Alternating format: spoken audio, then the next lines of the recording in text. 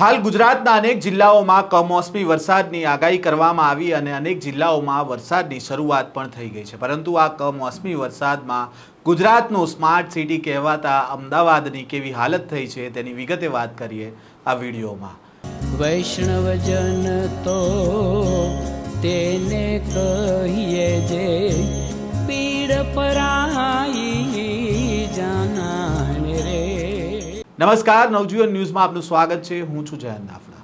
ગુજરાતમાં ફરી એકવાર હવામાન વિભાગે આગાહી કરી છે અને આગામી 2 દિવસમાં છૂટા છવાયા હળવાથી મધ્યમ વરસાદની આગાહી કરવામાં આવી છે। દક્ષિણ ગુજરાત અને સૌરાષ્ટ્રમાં વાવાઝોડા બાદ હળવા વરસાદની આગાહી કરવામાં આવી છે અને આજે ગાજવીજ સાથે ભારે વરસાદની આગાહી પણ કરવામાં આવી છે। અમરેલી, ભાવનગર, ભરૂચ, નર્મદા, તાપી, નવસારી, ડાંગમાં ભારે વરસાદની આગાહી કરાઈ છે અને પશ્ચિમ Rajasthan upper air cyclonic circulation સક્રિય થયું છે અને હાલ એક સાથે 3 વરસાદી સિસ્ટમ સક્રિય હોવાથી વરસાદની આગાહી છે તે કરવામાં આવી રહી છે। રાજ્યના હવામાન વિભાગ દ્વારા ગુજરાતમાં સાર્વત્રિક વરસાદની આગાહી કરાઈ છે, જેના પગલે 28મીએ મોડી રાત્રે અમદાવાદ શહેરમાં પણ ધોધમાર વરસાદ પડ્યો હતો।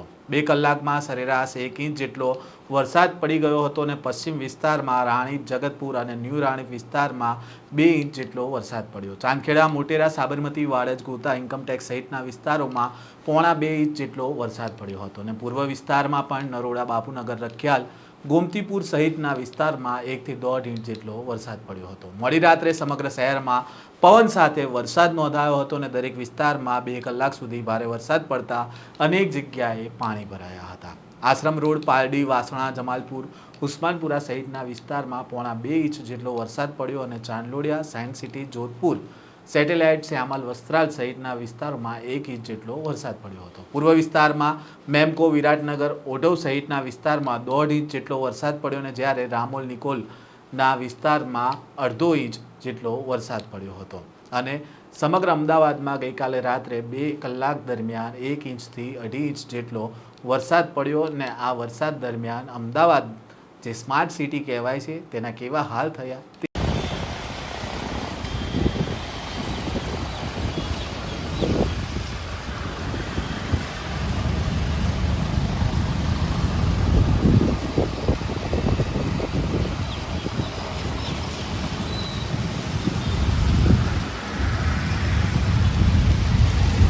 આમ તો અમદાવાદ મ્યુનિસિપલ કોર્પોરેશન દ્વારા દર વર્ષે કરોડોના ખર્ચે પ્રી મોન્સૂનની કામગીરી કરવામાં આવે છે અને દાવો કરવામાં આવે છે કે અમદાવાદમાં પાણી નહીં ભરાય અને અહીંયા તો કમોસમી વરસાદમાં જ અમદાવાદમાં પાણી થઈ ગયું। કરોડોના ખર્ચે થતી કામગીરી કેવી રીતે થતી હશે તે હવે વિચારવા જેવી વાત છે। હવે આગામી સમયમાં ચોમાસાનું આગમન થશે, જ્યારે વરસાદ પડશે ત્યારે અમદાવાદીઓને દર વર્ષની જેમ વરસાદી પાણીઓથી હેરાન થવું પડશે કે પછી કોર્પોરેશન આ દ્રશ્ય જોઈને કંઈક કામગીરી પણ કરશે। આ સ્ટોરી અંગે તમારું શું મત છે કોમેન્ટ બોક્સમાં જરૂરથી લખજો। આ પ્રકારના સમાચાર સાથે ફરી મળીશું। નમસ્કાર।